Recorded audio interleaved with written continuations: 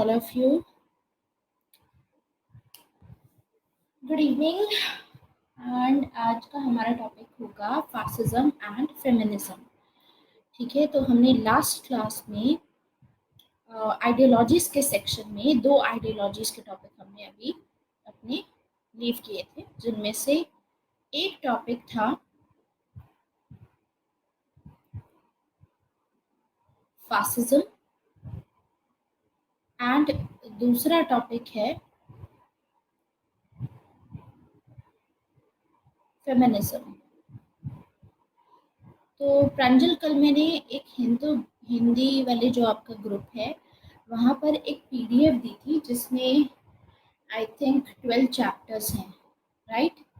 उसमें western political thought से related भी कुछ बातें थी. उसमें काफ़ी टर्मिनोलॉजीज आपको मिली होंगी. उसमें से आई थिंक उसमें जो डेटा है वो डायरेक्टली रेलेवेंट है हमारे पेपर के लिए. ठीक है, so you can follow that data. Specially Hindi medium के लिए बहुत सारी जो टर्म्स होती हैं जो हम ढूंढ रहे थे, मतलब एक बार उसको पढ़ोगे तो वहाँ से आपको मैक्सिमम टर्म्स मिलेंगी. वो हमारे हिंदी मीडियम के पर्सपेक्टिव से बेस्ट है.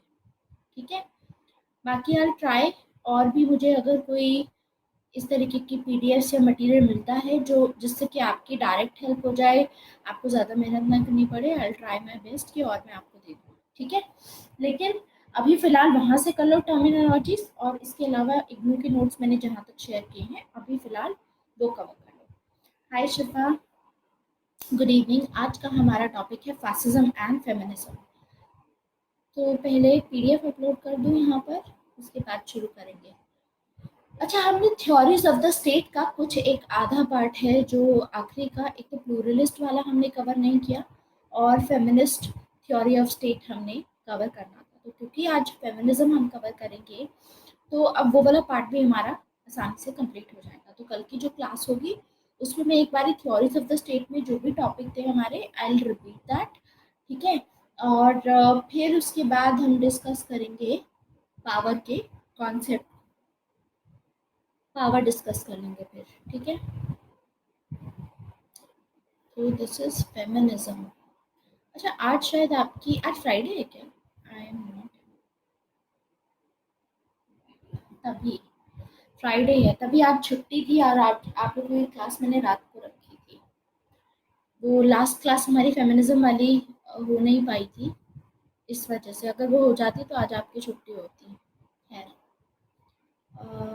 अपलोड करने लगा ये मुझे ideologies. And for the English medium also,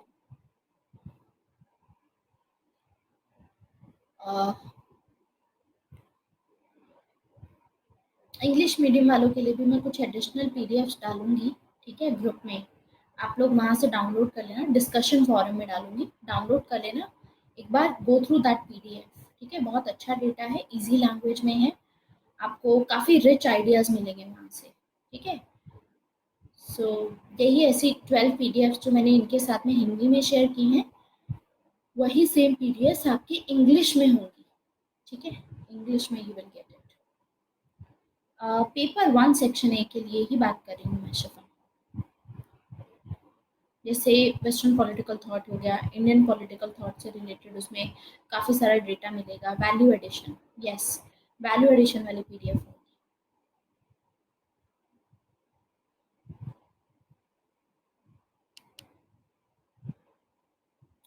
अच्छा, आंसर राइटिंग की क्लास आपकी कल सुबह है 8 बजे. तो बी रेडी. आप लोगों ने जहाँ तक भी पढ़ा है, चाहे आपने 2 टॉपिक्स पढ़े हों, you can still come in the class, I will give you the question. Because अब मैं कोशिश ये करूँगी कि आंसर राइटिंग में जो मैक्सिमम क्वेश्चंस होंगे वो मैं कोशिश करूँगी सॉल्व करने की क्लास में ही. लेकिन ज़्यादा से ज़्यादा अब क्या होगा कि आप जो आंसर्स लिखा करेंगे वो मैं चेक करके आपको फिर I will give you the feedback on your sheet. ठीक है, विल ट्राई कि जितना हो सके उतना क्लास में हम कवर करेंगे.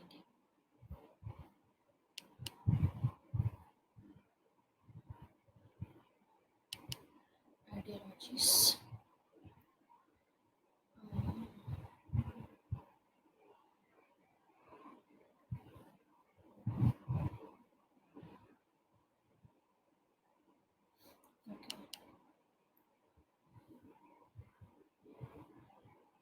यस, कल हॉब्स एंड जॉन लॉक का होगा आप लोगों के बैच के लिए।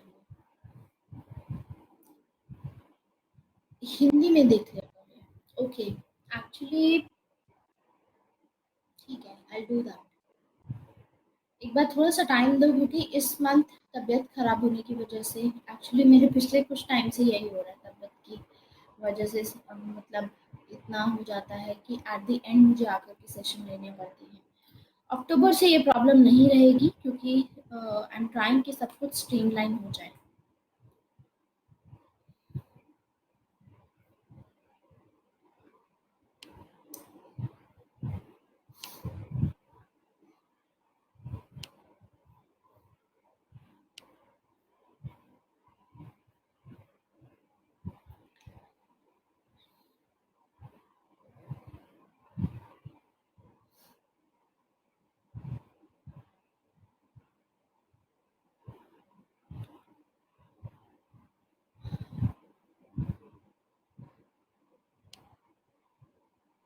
Okay, so will cover now ideologies. और आइडियोलॉजीज में सबसे पहले फासिज्म पढ़ना है हमको, एंड फिर उसके बाद में हम पढ़ेंगे फेमिनिज्म। ठीक है, तो फेमिनिज्म एंड फासिज्म समझेंगे। फासिज्म वैसे भी कुछ आइडियाज़ हैं टोटलिटेरियनिज्म के, और ये सभी आइडियाज़ हैं, ये हमने ऑलरेडी थोड़ा बहुत देखा है, हैना अरेंट में समझा है टोटलिटेरियनिज्म में क्या रहेगा। ठीक है, तो उसी का थोड़ा सा कंटिन्यूएशन होगा, लेकिन फर्दर डिटेल में रहेगा हमारा फासिज्म का topic. So will start with now fascism.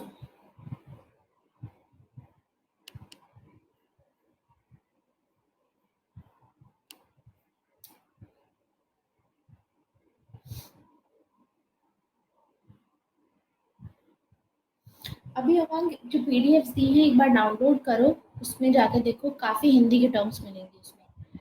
सारी जो आगे टॉपिक्स पढ़ने वाले हैं, या वेस्टर्न पॉलिटिकल थॉट में जाकर के देखिए, बहुत सारी इंपॉर्टेंट इंपॉर्टेंट टर्म्स सब उसमें लिखी हुई हैं। तो आई थिंक कोई डिफ़िकल्टी नहीं आनी चाहिए उनमें से। एटलीस्ट टर्म वाइज आपको उसमें सब मिल जाएगा। फिर जो रह जाता है उसमें इग्नू से हम, या फिर ओपी गबब बुक से हम देख लेंगे। ठीक है, कोई टर्म अगर होती है तो अंडरलाइन करने के लिए एक एक पीडीएफ मुझको एकदम अच्छे से डिटेल में पढ़नी पड़ेगी, and it takes a lot of time. Time ही नहीं मिल पा रहा है, बिकॉज आप लोगों को पता नहीं है शायद, मैं सुबह से लेकर के दोपहर तक, शायद 5 बजे तक मैंने क्लासेस ली हैं। एंड फिर उसके बाद में अ, अभी फिर मैंने थोड़ा सा ब्रेक लिया था बीच में, एंड देन उसके बाद अभी आप फिर आपसे आपकी क्लास है, तो थोड़ा मैं अपना स्क्रीन टाइम भी कम कर रही हूँ, बिकॉज इट अफेक्ट्स मी। ठीक है, 150 पेजेस में हम कैसे सर्च करें? 150 पेजेस सभी आपके लिए इम्पोर्टेंट है, उसमें सर्च नहीं करना है आपको। वो पूरा 150 पेजेस में जो लिखा हुआ है उमंग, वो आपको टिप्स पे होना चाहिए, समझे? और वो 150 पेज जो हैं, वो बहुत सारे टॉपिक्स के हैं। जस्टिस हो गया, इक्वालिटी हो गया, सारे टॉपिक्स जो आपके पेपर 1 सेक्शन ए में होते हैं। तो 150 पेजेस तो बहुत कम है उस हिसाब से, क्योंकि आप पूरा पेपर 1 सेक्शन ए अगर निकालोगे, तो उसमें शायद जो बच्चे इंग्लिश मीडियम में पढ़ रहे हैं अभी, जिनको वैल्यू एडिशन का डेटा दिया जाता है और बाकी सब दिया जाता है, उसके नंबर ऑफ पेजेस तो और भी ज़्यादा है, समझे? एक बार ट्राई कीजिए, रीड करने की कोशिश कीजिए, आपको फ़ायदा ही मिलेगा पॉलिटिकल साइंस के लिए। बाकी मैं अंडरलाइन करने की कोशिश करूँगी, कोई बात नहीं। आई अंडरस्टैंड कि आपका भी एक कंसर्न है, I will try my best, underline मैं कर दूँगी। फिर उसके लिए थोड़ा-सा, बट आपको वेट करना, थोड़ा नहीं काफ़ी in fact, I will be very straight with this, क्योंकि तबीयत की वजह से मुझे थोड़ा बीच में गैप भी लेना होता है। पिछले दिनों से कुछ ज़्यादा ही क्लासेस ली जा रही हैं लगातार, that's why. Raghav, you're English medium, so I should take notes from there. Notes from where?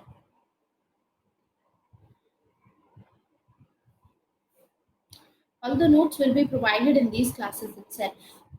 Like I have not provided you yet theories of the state full-fledged PDF, and I think feminism PDF. Otherwise, rest of the PDFs are provided, Raghav.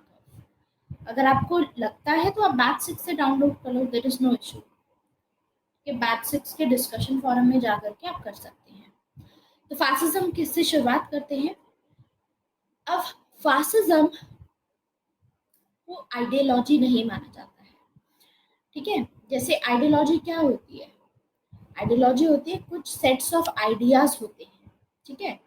कुछ ideas होते हैं जो ये follow करते ही करते हैं। तो fascism जो होता है वो भी ऐसा माना, इस कैटेगरी में डाला जाता है, लेकिन फासिज्म को जो स्कॉलर्स हैं वो आइडियोलॉजी नहीं बोलते हैं। ज़्यादातर फासिज्म को प्रोपोगेंडा बोला जाता है। प्रोपोगेंडा का मतलब क्या होता है? मैं हिंदी टर्म आपको साथ साथ बता देती हूँ।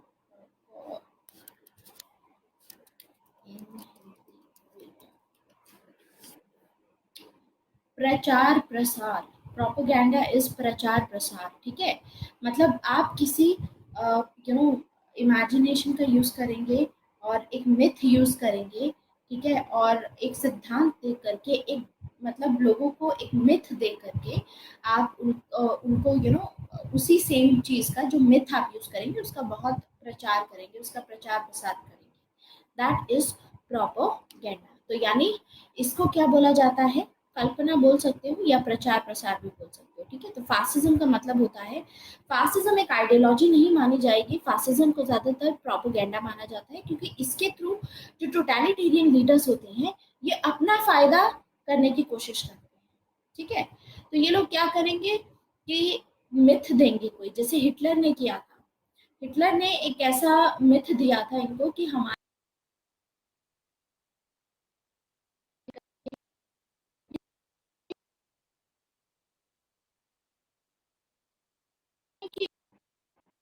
एक पर्टिकुलर सेट ऑफ आइडिया होते हैं।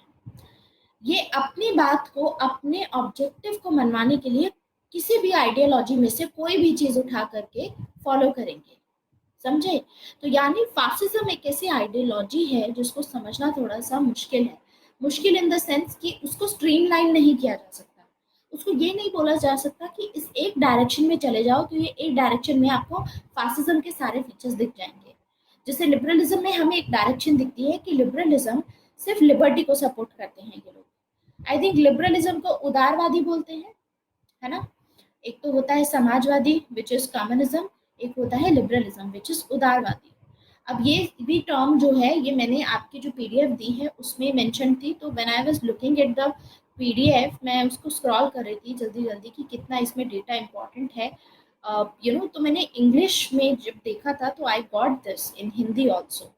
सो आई थॉट कि ये चीज़ आपको बहुत फ़ायदा करने वाली है, तो you have to follow it, ठीक है। तो इसमें क्या रहेगा?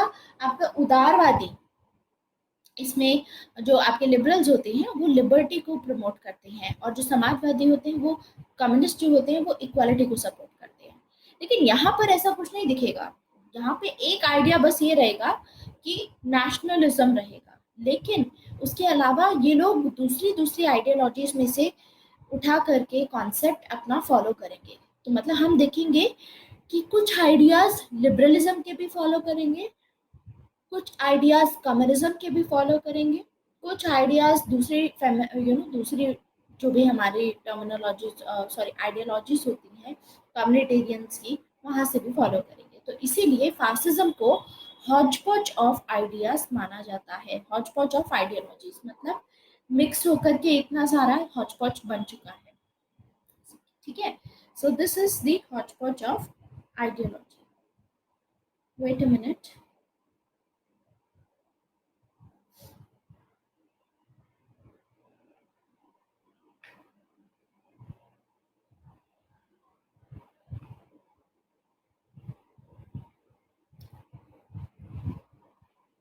Okay, so it is the hotchpotch of ideologies.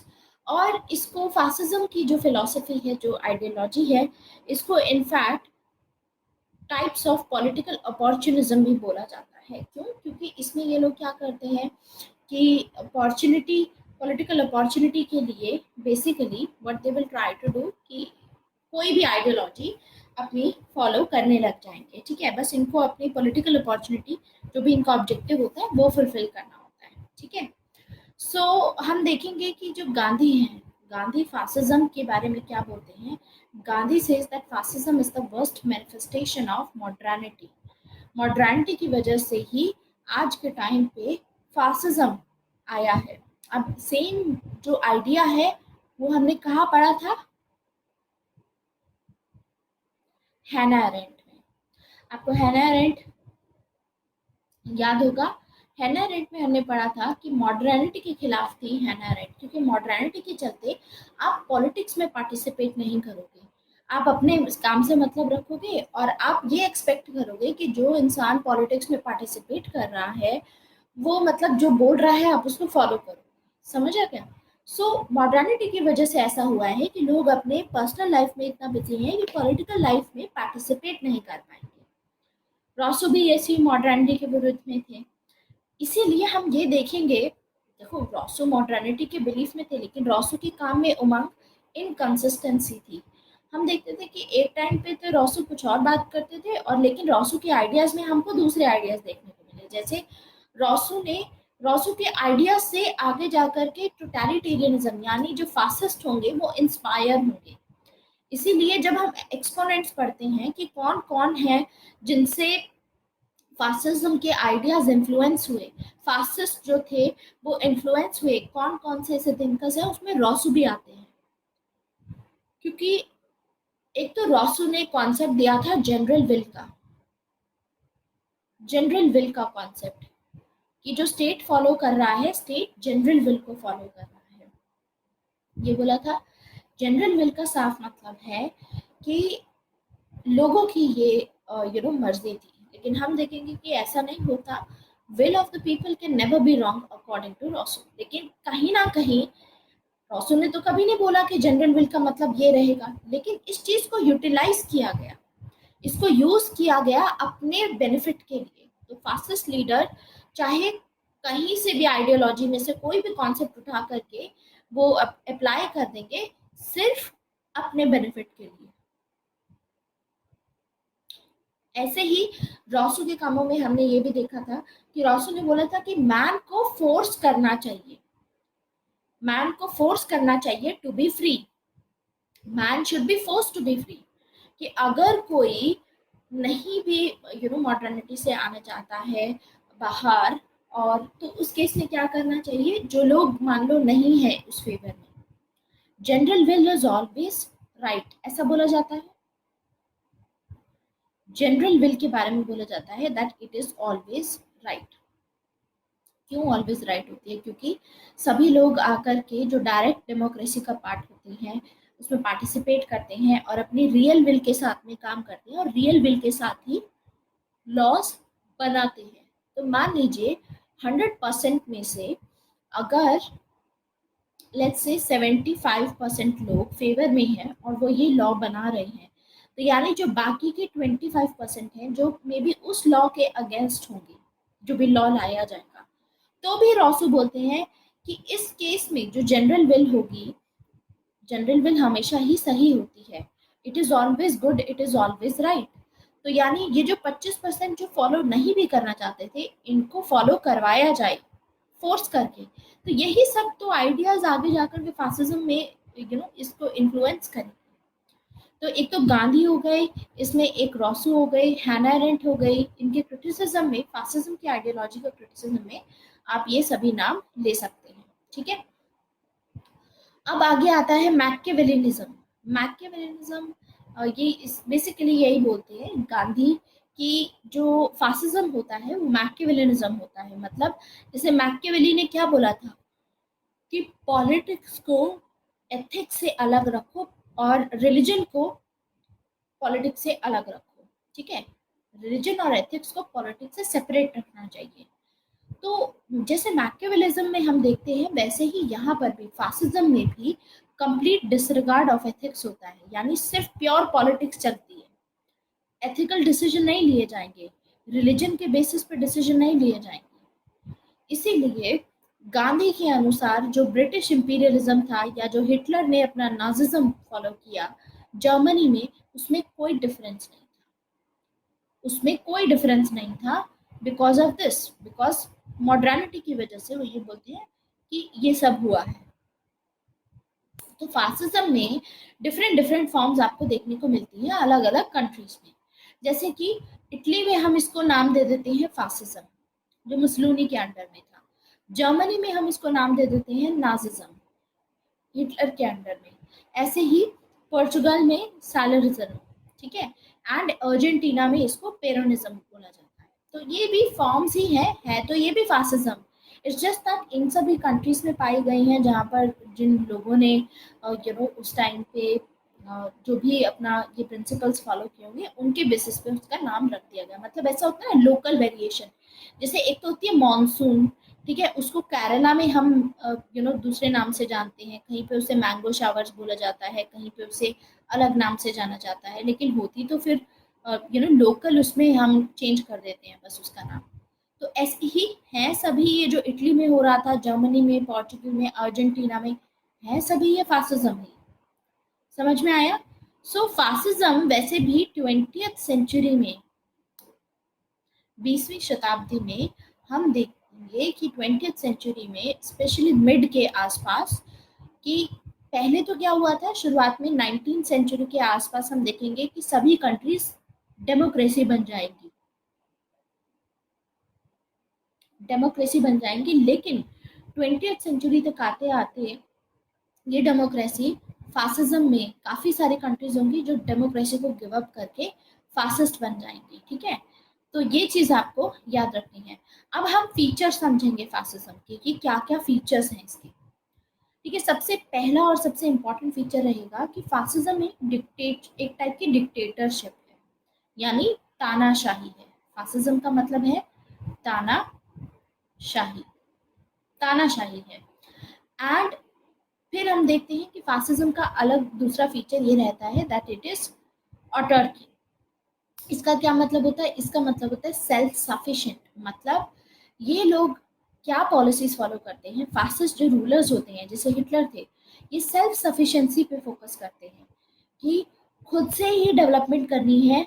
ऐसा नहीं है कि आप अपनी कंट्री को ओपन कर दो, जैसे यूएसए में था और दूसरी कंट्रीज में ओपन इकोनॉमी करके इस तरीके से फोकस किया जाएगा। इसमें क्या रहेगा? सेल्फ सफिशिएंट रहो, अपने आप ही सारी चीज़ें डेवलप करो और दूसरे पे डिपेंडेंट मत रहो, किसी कंट्री पे डिपेंडेंट नहीं रहना चाहिए। ठीक है, दैट्स व्हाट दे बिलीव, कि अपने आप से सेल्फ सफिशिएंसी पे ज़्यादा फोकस करते हैं। देन यहाँ पर सोशल सॉलिडारिटी होती है। सोशल सॉलिडारिटी मतलब देखो, खुद सोचो कि फासिज्म में ये जो लीडर्स होते हैं ये लोग ऐसे मिथ को प्रमोट करते हैं कि हम सभी एक हैं एंड कि हम लोग रेशियली सुपीरियर हैं। तो उसके बेसिस पे कि हम रेशियली सुपीरियर हैं, इन लोगों की जो सोसाइटी रहेगी, सोसाइटी आपस में जो डील करेंगे, काफ़ी सॉलिडारिटी रहेगी, यूनाइटेड रहेंगे ये लोग, साथ में मिलकर के लीडर को, फासिस्ट लीडर को फॉलो करेंगे। ठीक है, वैसे भी आपको पता होगा फासिज्म क्यों आया था उस टाइम पे। यू हैव एन आइडिया, हमने हैना अरेंट में कवर किया था ये चीज़ कि वर्ल्ड वॉर वन के बाद में, जब वर्ल्ड वॉर एंड हुआ था, वर्ल्ड वॉर वन के बाद में 1919 में जब यूएसए ने इंटरफेयर किया था, तभी वर्ल्ड वॉर वन एंड हुआ था। तो इसका पूरा ब्लेम किस पे डाला गया?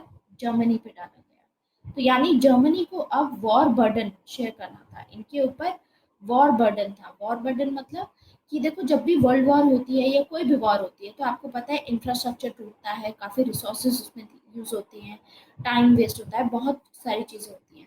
तो अल्टीमेटली जिस भी कंट्री ने वॉर स्टार्ट की होती है उसके ऊपर ब्लेम डाला जाता है कि अब जो भी हमारे यहाँ पर टूटा है या जो भी हमको नुकसान हुआ है उसकी भरपाई कौन करेगा? उसकी भरपाई आप करेंगे। ठीक है, तो ये ही सेम चीज़ जर्मनी पे हुई थी उस टाइम पे। तो जर्मनी के ऊपर टैक्स बर्डन बहुत आ गया था, वॉर बर्डन आ गया था। ट्रीटी ऑफ वर्साइल्स के चलते सारा ब्लेम जर्मनी पे डाला गया। एंड साथ ही साथ वहाँ पर लीग ऑफ नेशन स्टार्ट किया गया। लीग ऑफ नेशन की सारे डिसीजंस किसकी लीडरशिप में हुए थे? यूएसए की लीडरशिप में हुए थे। उस टाइम पे यूएसए के लीडर हुआ करते थे वुड्रो विल्सन। वुड्रो विल्सन के अंडर में ये हुआ करता था। ठीक है, वुड्रो विल्सन ने लीग ऑफ नेशन की बात की थी 1919 में, ये लाया गया, एस्टैब्लिश किया गया। लीग ऑफ नेशन क्या था?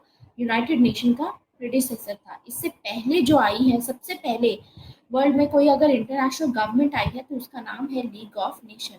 उसके बाद में यूनाइटेड नेशन आया, ठीक है। तो हम देखते हैं कि जर्मनी के ऊपर अब बर्डन आएगा। अब जर्मनी के ऊपर बर्डन आएगा तो लोग जितनी भी कमाई कर रहे हैं जर्मनी में, तो वो लोग के ऊपर इतना बर्डन होगा कि अर्निंग करने के बावजूद भी उनके ऊपर हेवी टैक्सेस लगाए जाएंगे। यानी आप दिन रात मेहनत करते हो तो भी इतना सारा टैक्स है कि आपके खुद भर के लिए भी नहीं है, आपकी डेवलपमेंट के लिए नहीं है, आपकी फैमिली के लिए नहीं है, जिसकी वजह से इन्फ्लेशन बहुत बढ़ गया और लोग बहुत ज़्यादा फ्रस्ट्रेट होने लगे। इसीलिए तब ऐसे एक लीडर आएंगे, हिटलर आएंगे, जो कि लोगों को ये मिथ दिखाएंगे कि हम लोग जो हैं वो रेशियली सुपीरियर हैं, हमें किसी के आगे दबना नहीं चाहिए। इनफैक्ट क्योंकि हम सुपीरियर हैं तो बाकी सब जो रेस वाइज बाकी सब वीक हैं, वी आर द स्ट्रॉन्गेस्ट। तो अगर हम सॉलिडारिटी दिखाएंगे तो हम पूरे वर्ल्ड पे कब्जा पा सकते हैं। तो उसी के साथ में हिटलर अपनी एक्सपेंशनिस्ट फॉरेन पॉलिसी स्टार्ट करेंगे। तो हम देखेंगे कि जो सोसाइटी रहेगी, फासिस्ट स्टेट की सोसाइटी रहेगी, वो सोसाइटी बहुत स्ट्रांग होगी, वहां पर सॉलिडारिटी होगी। और दूसरा फीचर ये था कि जो फासिस्ट लीडर थे ये काउंटर एनलाइटनमेंट चाहते थे। काउंटर एनलाइटनमेंट मतलब, देखो, फासिस्ट लीडर्स का मानना था कि मॉडर्निटी के चलते ये जो रैशनलिज्म आया है कि हम हर चीज लॉजिकल वे में सोच समझ के करेंगे, तो उसकी वजह से ही सारी गड़बड़ हुई है, ठीक है, ऐसा इनका मानना था। ठीक है, एनलाइटनमेंट की जो वेस्ट में एनलाइटनमेंट की बात की जाती है, ये उसके अगेंस्ट में होगी। ये चाहेंगे क्योंकि फासिस्ट जो सोसाइटी होती है ये कंजर्वेटिव होती है। यानी फासिस्ट सोसाइटी में क्या होता है, ये कस्टम्स एंड ट्रेडिशंस फॉलो करना चाहते हैं। ऑब्वियसली जो लीडर्स होंगे इन बातों में बताएंगे कि हमारे जो कस्टम्स एंड ट्रेडिशन थे हम तो वही फॉलो करेंगे, कोई हम पे डिक्टेट नहीं कर सकता। इसीलिए he will want to counter the enlightenment, कि जो भी एनलाइटनमेंट हुआ है उसको खत्म करने की कोशिश ये लोग करेंगे। तो इन्होंने अपने एजेंडा को जस्टिफाई करने के लिए काफी मैनिपुलेट किया लोगों के थॉट्स को। और ये फासिस्ट जो लीडर्स होते हैं, एक और फीचर होता है कि ये वॉर को ग्लोरीफाई करते हैं। वॉर को मतलब कैसे ग्लोरीफाई करेंगे, कि हमें अपने हक के लिए लड़ना होगा, हमको हथियार उठाना होगा, वो सभी चीजें करते हैं। एंड इसी वजह से इनका एक और चीज थी, जैसे मुसोलिनी ने बोला था कि war is to men is what maternity is to women. जैसे वुमेन के केस में मेटर्निटी काफी जो प्रेगनेंसी है, मेटर्निटी है, दैट इज वेरी नेचुरल। वैसे ही फासिज्म में ये चीज मानी गई कि वैसे ही मैन के लिए वॉर बहुत असेंशियल है, क्योंकि ऐसा बोला जाता है, man make war because war make man. ये आपने सुना है टर्म, काफी सुनी होगी टर्म, कह दी स्टेटमेंट। स्टेटमेंट ये आपने सुनी होगी काफी, कि main make war because war make man. कि आप जब वॉर में जाते हैं तभी आप एज अ बॉय जाओगे, लेकिन जब वापस लौटोगे जीत करके या फाइट करके, तो you will come back as a man. तो उस हिसाब से माना जाता है। तो ये चीजें ग्लोरीफाई की जाती हैं इस तरीके से, ठीक है। तो वॉर को काफी ग्लोरीफाई किया जाता है, इसीलिए हम देखेंगे ग्लोरीफाई करने का रीजन भी था, हिटलर को अपनी एक्सपेंशनिस्ट फॉरेन पॉलिसी रखनी थी। क्योंकि हिटलर को ये नहीं चाहिए था कि सिर्फ मैं जर्मनी पे रूल करूं। उनका कहना था चाहे कोई भी हो, चाहे मुसोलिनी हो चाहे हिटलर हो, ठीक है। तो मुसोलिनी के केस में भी यही रहेगा, एक्सपेंशनिस्ट रहती है, ऐसे ही जर्मनी के केस में भी एक्सपेंशनिस्ट रहेंगी। सो ये जो लीडर्स होंगे चाहेंगे कि इनका जो रूल है वो पूरे वर्ल्ड पे रहे, इसीलिए वॉर को ग्लोरीफाई करते हैं। एंड ये सपोर्ट करते हैं कॉर्पोरेट स्टेट को, क्योंकि इक्विलिब्रियम बिल्डर होते हैं जो फासिस्ट होते हैं ना सोसाइटी में। चाहे बुर्जुआजी क्लास हो, यहाँ पर उल्टा होता है, बुर्जुआजी क्लास हो या फिर आपकी वर्किंग क्लास हो, दोनों साथ में मिलकर के काम करेंगे, बैलेंस बना के रखते हैं। तो इनके लिए भी करते हैं, इनके लिए भी करते हैं। तो इसीलिए हम देखेंगे कि हिटलर के अंडर में आज के टाइम पे कितनी सारी कार कंपनीज हैं जो जर्मन की हैं। So many car companies are from Germany, क्योंकि वो बैक देन वो जो इन्वेस्टमेंट हुआ था उन्हीं की वजह से आज है ये सब। तो उस टाइम पे Hitler was very much amazed by this idea of automobiles, car को लेकर के। और उस टाइम पे ऐसे प्लांट्स लगाए गए थे। तो जर्मनी में इसीलिए आपको देखने को मिलेगा कि एडवांस्ड जो एडवांसमेंट आई है यहाँ से भी आई है, क्योंकि इन्होंने कॉर्पोरेट स्टेट में भी इन्वेस्ट किया। बुर्जुआजी क्लास को भी ये लोग सपोर्ट करते थे, इंडस्ट्रीज को भी सपोर्ट देते थे, at the same time working class को भी सपोर्ट देते थे, ठीक है। तो इक्विलिब्रियम बिल्डर होते थे, अपनी सोसाइटी में इक्विलिब्रियम स्टेबिलिटी लाने की कोशिश करेंगे ताकि बैलेंस बना रहे, बैलेंस बनाने की कोशिश करेंगे। तो यहाँ पर स्टेट जो होता है ऑर्गेनिक माना जाता है। देखो मॉडर्निटी के चलते क्या होता है, हम मॉडर्निटी यानी लिबरलिज्म का आइडिया, वहां पे हम मानते हैं कि जो स्टेट होता है, स्टेट अपने आप नहीं बनता, वहां पे माना जाता है कि मैन ने स्टेट को बनाया है। जैसे जॉन लॉक के केस में कॉन्ट्रैक्ट साइन करके मैन ने बनाया है। तो यानी स्टेट का मैकेनिस्टिक व्यू लिया जाता है कि स्टेट मशीन की तरह एक्ट करता है। लेकिन फासिज्म में क्या होता है, ये लोग स्टेट को, सोसाइटी को नेचुरल मानते हैं कि मैन ने नहीं बनाया है, state is organic, state is natural. ठीक है। तो ये स्टेट को सुपीरियर मानते हैं, इसीलिए ये अपने जो सिटीजन्स होंगे उनसे पेट्रियोटिज्म डिमांड करते हैं कि आपको अपनी कंट्री के लिए अपनी जान भी देनी पड़े, तो वो सैक्रिफाइस आपको करना चाहिए अपने कंट्री के लिए। तो मुस्लिनी थे, उनकी ये कुछ स्टेटमेंट्स हैं। क्या कह रहे हैं Mussolini, that there is nothing above the state, against the state और आउटसाइड द स्टेट। ना तो स्टेट से ऊपर कुछ है, ना ही स्टेट के आप अगेंस्ट जा सकते हो। देर इज नथिंग जो चीज़ उसके अगेंस्ट में जा सके, और उसके बाहर कुछ भी नहीं है। मतलब स्टेट के बाहर, स्टेट के ऊपर किसी और चीज़ की नहीं चलेगी। स्टेट सबसे सुपीरियर है, स्टेट ऑर्गेनिक है, समझे। तो आप खुद देखिए कि आइडियाज कितने ज़्यादा हॉच पॉच हो रखे हैं इसमें आइडियाज। पहले तो बोल रहे हैं कि स्टेट नेचुरल है, स्टेट सबसे ऊपर है, दूसरी जगह फिर बोल रहे हैं कि कॉर्पोरेट स्टेट्स को भी, जो बुर्जुआजी क्लास है उनको भी सपोर्ट कर रहे हैं। So this is what they are doing. मतलब जो भी एजेंडा जहां से मिले अपने एक्शन को जस्टिफाई करने के लिए, वो एजेंडा वो ये यूज कर रहे हैं। ठीक है। दूसरी स्टेटमेंट थी इनकी कि मैन को सैक्रिफाइस करना चाहिए अपने आप को at the alter of the state. अगर स्टेट के लिए, अपने देश के लिए जान भी देनी पड़े तो वो सैक्रिफाइस करना चाहिए। डेमोक्रेसी के बारे में इनकी ये राय है कि democracy is the luxury of rich Nations. जो जो रिच नेशंस होते हैं, अमीर देश होते हैं, उनकी लग्जरी होती है ये। It is a parliament is a talking shop. Talking shop क्या होती है, जैसे नुक्कड़ की दुकान होती है आपकी चाय की, ठीक है, नुक्कड़ पे वहां जाकर के जो लोग बैठे होते हैं चाय पीते पीते बात करते हैं देश में क्या हो रहा है।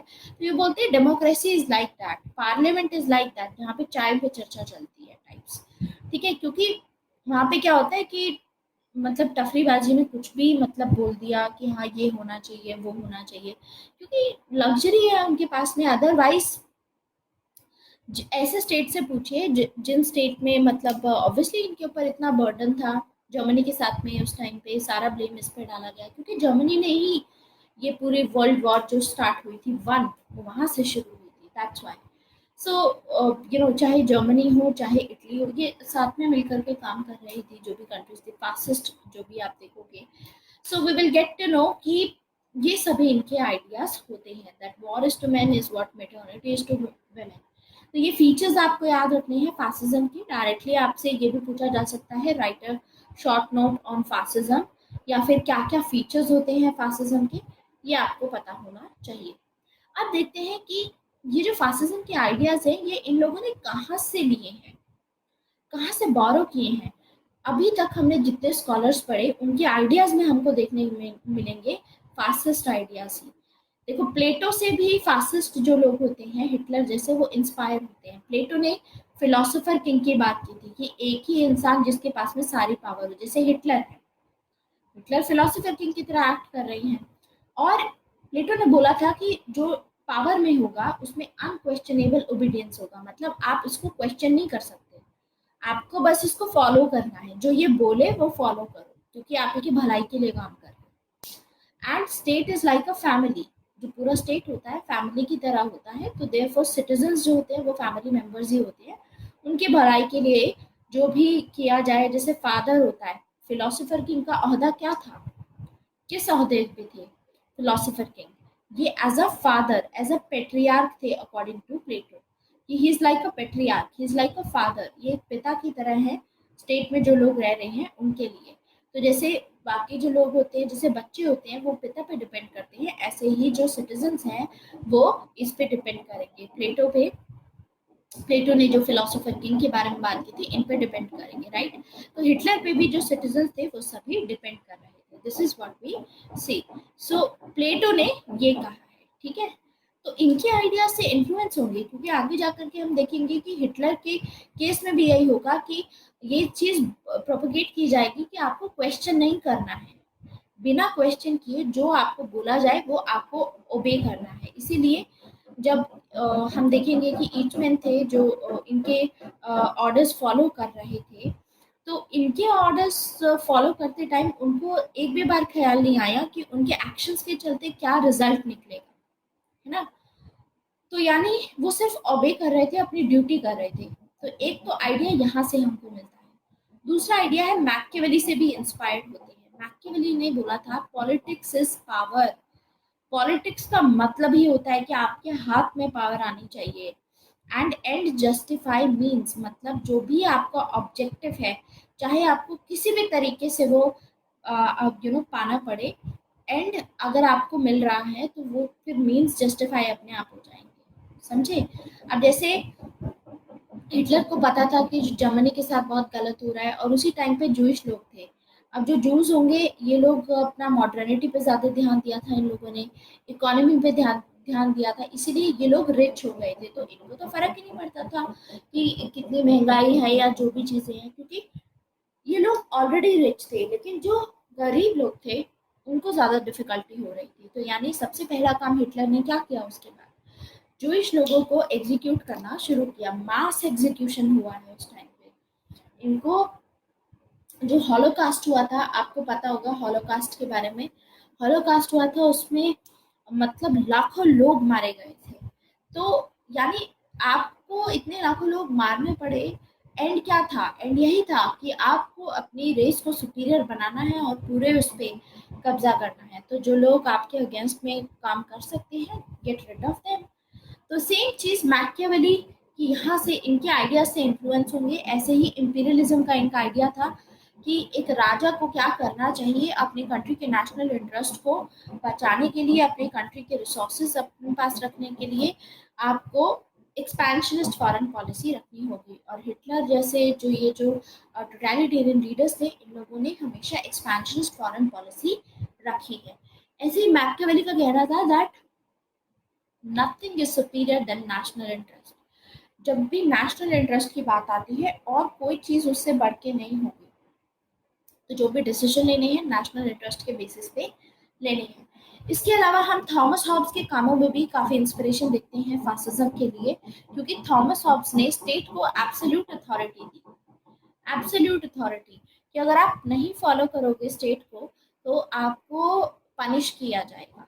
ठीक है। तो सेम ये आइडियाज यहाँ से भी इंस्पिरेशन फासिज्म की आइडियोलॉजी को मिलती है। तो जो ये जो स्कॉलर्स हैं, इनके कामों से जो फासिस्ट थे डिफरेंट डिफरेंट आइडियाज ले करके उन्होंने फासिज्म को एस्टैब्लिश किया इन सभी जगहों पे। नेक्स्ट रॉसू के बारे में तो मैंने आपको बता ही दिया है कि रॉसू ने अपना जनरल विल का कॉन्सेप्ट दिया था कि जनरल विल हमेशा सही होती है। तो अगर 75% ये बोल रहे हैं कि आपको सभी को मार देना चाहिए जूश लोगों को, तो यानी क्या वो सही है। 25% is not saying yes to this, but 75% is saying. तो इसका मतलब क्या, ये जनरल विल हुई। आप कैसे फोर्स कर सकते हैं बाकी सबको भी कि आप भी इसी चीज में शामिल हो जाइए। ठीक है। सो ये आइडियाज यहाँ पर हमको देखने को मिलेंगे, रॉसू से भी इंस्पायर्ड होंगे। रॉसू ने कहा था कि मैन को फोर्स करना चाहिए to be free, general will is always right. फिर हमने हेगल में भी देखा ये आइडिया, क्योंकि हेगल आइडियलिस्ट हैं और हेगल क्या करते हैं, स्टेट को एब्सोल्यूट अथॉरिटी देते हैं ये भी। और ये बोलते हैं that state is March of God on earth. State से ऊपर कुछ नहीं आता है। स्टेट भगवान की 100%, 100% उसी की प्रतिमा है। ठीक है। मतलब रिप्रेजेंटेशन करते हैं, 100% है। इसीलिए स्टेट सबसे सुपीरियर है। तो आपको स्टेट के बनाए हुए लॉस को फॉलो करना है एज इफ ये भगवान ने वो चीज़ आपको बोली है। और इन्होंने यही बोला था कि आपके पास में आपका रियल फ्रीडम तभी आएगा जब आप स्टेट के बनाए हुए लॉज को, जो भी स्टेट बोल रहा है, उसको ओबे करते हैं, उसको फॉलो करते हैं। देन इसके अलावा और दूसरे आइडियाज भी हैं, दूसरे स्कॉलर्स हैं जिन्होंने ऐसे कॉन्सेप्ट दिया, जैसे कि नीचे हैं इनको ऐसे बोला जाता है। सो ही सेज दैट, इन्होंने एक कॉन्सेप्ट दिया है सुपरमैन का। सुपरमैन का कॉन्सेप्ट ये बोलता है कि जो फास्टेस्ट लीडर होता है वो सुपरमैन होता है। सुपरमैन मतलब बाकी सभी लोगों से ज़्यादा एक्स्ट्रा ऑर्डिनरी होता है एंड इसी के हाथ में सारी पावर कॉन्सेंट्रेटेड होती है। तो ये सुपरमैन का कॉन्सेप्ट देते हैं फासिज्म में, और ये चाहते हैं कि सारी पावर इनके एक्सपेंशन रहे, सारी पावर इनके हाथ में आए, जो भी लीडर होगा फासिज्म में। फिर आते हैं बर्गसन। बर्गसन कॉन्सेप्ट देते हैं वाइटैलिटी का, ठीक है। तो ये वाइटैलिटी का कॉन्सेप्ट देंगे एंड ऐसे ही हर्डर होंगे, आगे कल्चरल नेशनलिज्म का कॉन्सेप्ट देंगे। तो अलग अलग कॉन्सेप्ट हमको देखने को मिलेंगे इस पूरे आइडिया में, ठीक है। एंड इनफैक्ट ये जो कॉन्सेप्ट होंगे अभी इसके ऊपर भी हम बात करेंगे एक एक करके। आई टेल यू कि what is this whole concept about. But इसमें एक चीज याद रखनी है अब आपको कि whenever you are remembering this part, this आपका जो फासिज्म का फ्लो चार्ट आप जहाँ पर भी बनाएंगे वहाँ पे फीचर्स अच्छे से लिस्ट आउट कीजिएगा और नाम स्पेशली बहुत ध्यान से लिखिएगा, ठीक है। और इस पर्टिकुलर टॉपिक के लिए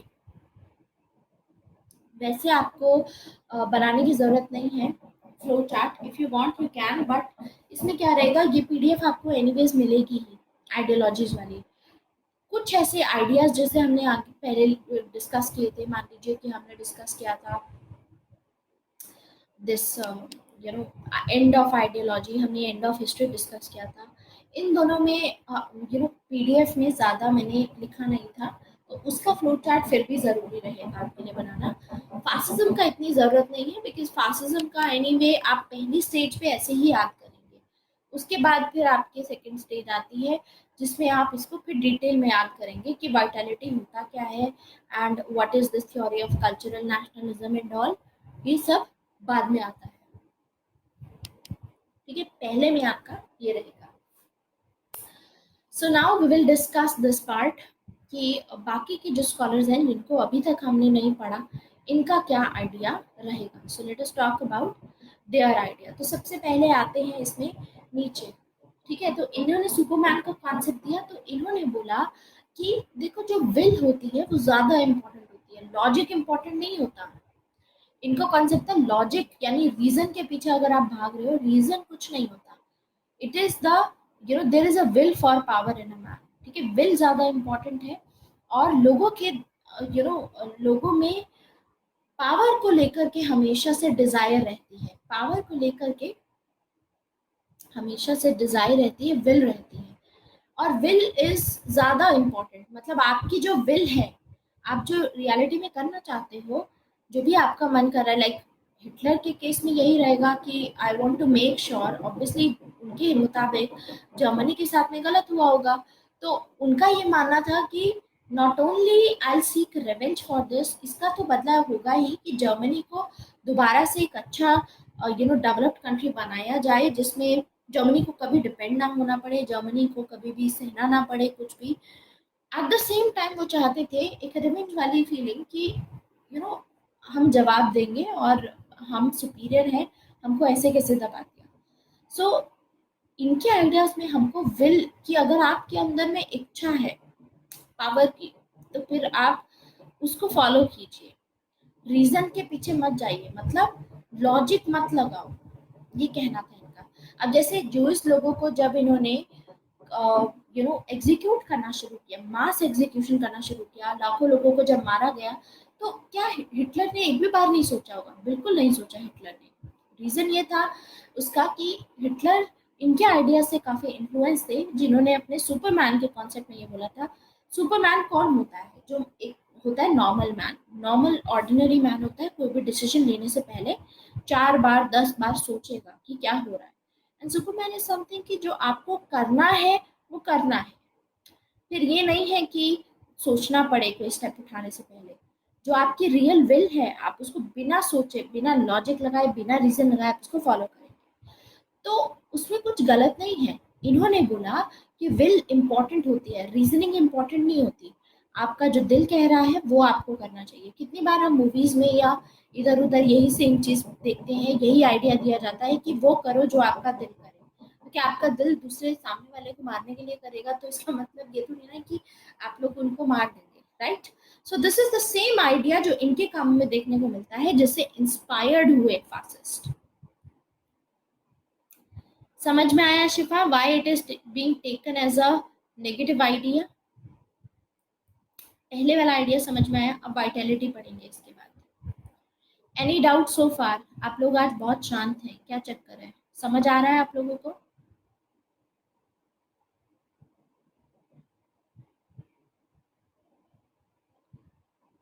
ओके, ठीक है। प्रांजल समझ में आ रहा है ना? कोई डिफिकल्टी नहीं होनी चाहिए इसमें। हिंदी में मैं अपनी तरफ से कोशिश करूंगी कि आइडिया आपको वो समझ में आए, बाकी जो बात है उसकी टर्म की वो भी देखेंगे आगे। Will try to find out those terms, नहीं तो इग्नू के हिंदी मीडियम के वाले नोट्स में जरूर मिलेगा पक्का। बगसन, अब इनका क्या कहना है? इनका आइडिया है, इन्होंने कॉन्सेप्ट दिया था वाइटैलिटी का। अब ये बोलते हैं कि पहली तो ये बात आती है कि वाइटैलिटी का मतलब क्या होता है, ठीक है? वाइटैलिटी का मतलब होता है लाइफ फोर्स। लाइफ फोर्स, अब हिंदी में बता देते हैं एक बारी आपको, what is vitality. Vitality in Hindi, so that आपको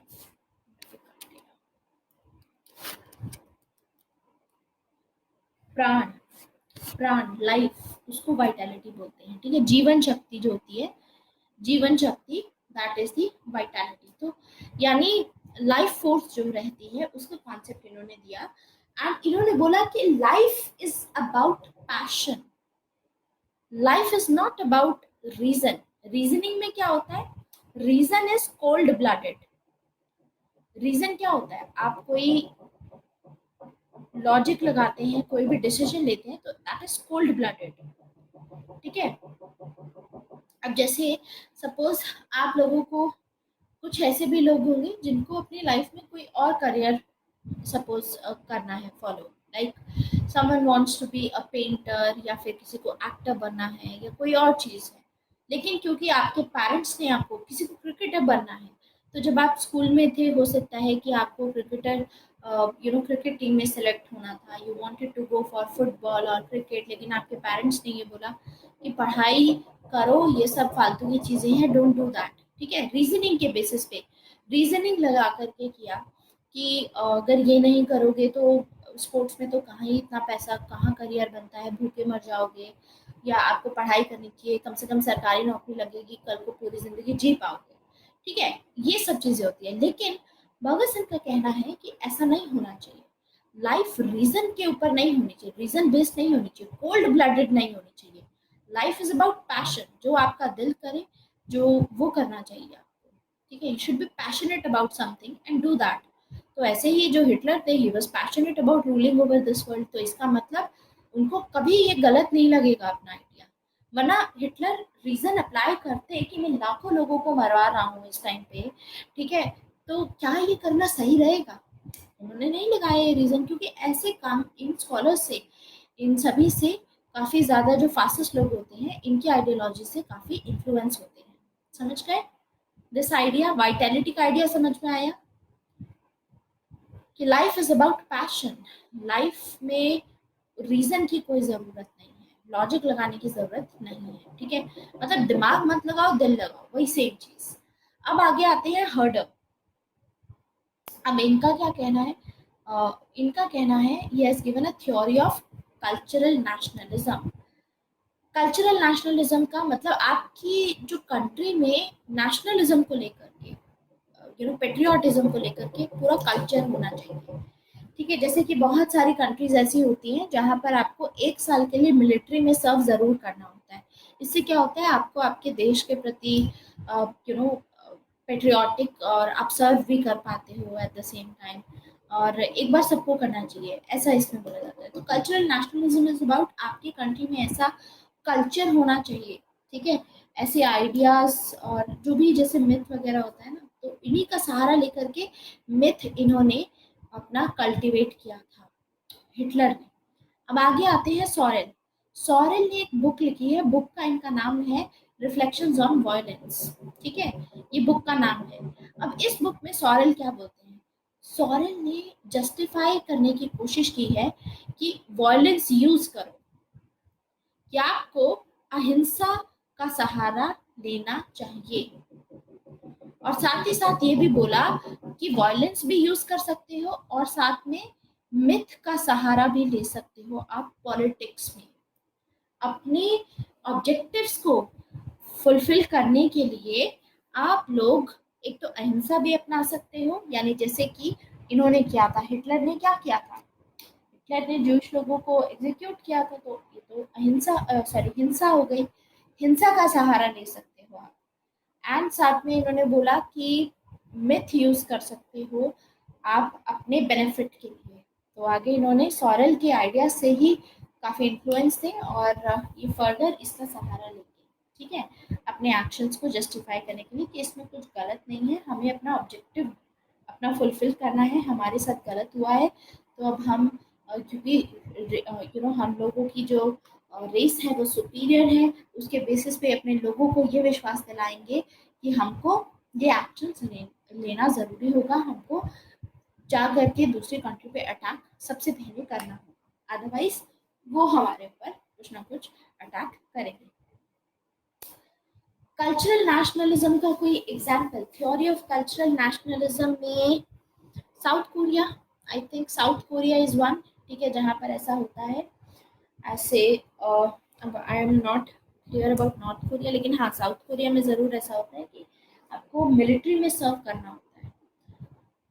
इनफैक्ट ऐसी काफ़ी कंट्रीज़ हैं, अब तो ये प्रैक्टिस ज़्यादा नहीं है, लेकिन पहले ये बहुत प्रैक्टिस हुआ करती थी कि जो भी नॉर्मल यूथ होंगे, आप लोगों को सभी को मतलब 1 साल की मिलिट्री सर्विस ज़रूर देनी होगी, तो फिर ये सब किया जाता था, ठीक है।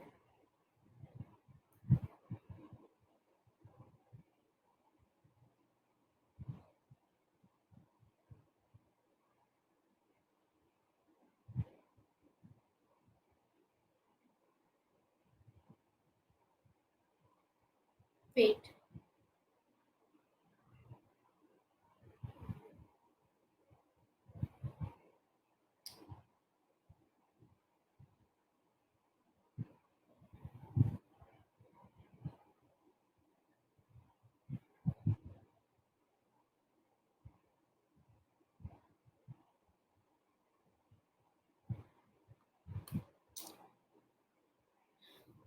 Yes, so next idea is Charles Morris.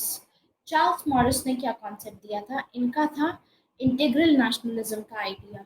Integral nationalism का आइडिया मतलब आप डिवाइड नहीं कर सकते हो, it can not be divided, the idea of nationalism, and Charles मॉल का आइडिया से भी ये काफ़ी इन्फ्लुएंस होंगे हमारे लिए। जो इम्पोर्टेंट है, जो डायरेक्ट आप अपने आंसर्स में लिख सकते हो, आई थिंक आपको सारे याद करने की ज़रूरत नहीं है, बट यू कैन रिमेंबर, एक तो ये वाला आप याद रख सकते हो, दिस इज इम्पॉर्टेंट, बर्गसन का इम्पॉर्टेंट है, सॉरेल का डायरेक्टली हमारे लिए इम्पॉर्टेंट है, तो ये 2-3 नेम्स लिखो तो I think that is enough.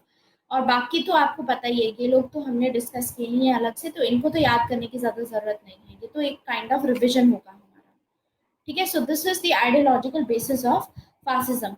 अब देखो एक डिबेट आती है फासिज्म के ऊपर, उसके नेचर के ऊपर, कि फासिज्म को समझना काफ़ी डिफिकल्ट है। रीज़न यही है कि हॉच पॉच है बहुत ज़्यादा, और फासिज्म को you know it is very difficult कि अगर हम फासिज्म को न्यूट्रली एनालाइज कर पाएँ तो वो भी हमारे लिए बहुत डिफ़िकल्ट रहेगा, क्योंकि आज के टाइम पे फासिज्म को जब भी हम वर्ड यूज़ करते हैं, फासिज्म हमेशा उसको एज अ बैड वर्ड देखा जाता है, कि fascism is considered as a bad word. तो फासिज्म पॉलिटिक्स में यूज़ किया जाता है ओपोनेंट्स के अगेंस्ट में हमेशा। आप ये देखोगे कि जो पार्टीज होती हैं वो ये बोलती हैं एक दूसरी पार्टी को कि ये तो तानाशाही नहीं चलेगी आपकी। कितनी बार आपने पार्लियामेंट्री मीटिंग्स भी देखी होंगी लोकसभा की, तो आपस में जो पार्टीज लड़ रही होती है हमेशा एक दूसरे पार्टी को वो फासिस्ट बोलते हैं। तो फासिज्म को इसीलिए न्यूट्रल वे में एनालाइज नहीं किया जा सकता है बिकॉज ऑफ दिस रीजन। तो इसीलिए what we get to know is कि जो फासिज्म में ये जो वर्ड है पॉलिटिक्स में, इसको अपने ओपोनेंट्स के लिए, एनिमीज के लिए नेगेटिव वे में यूज किया जाता है। और सोशलिस्ट जो होते हैं वो कैसे प्रोजेक्ट करते हैं इसको? सोशलिस्ट प्रोजेक्ट करते हैं कि fascism is nothing but the extreme form of capitalism. Fascism is nothing but extreme form of capitalism. कैसे? यस, इन्होंने सभी के नेगेटिव पॉइंट लेकर के अपनी विचारधारा बना दी।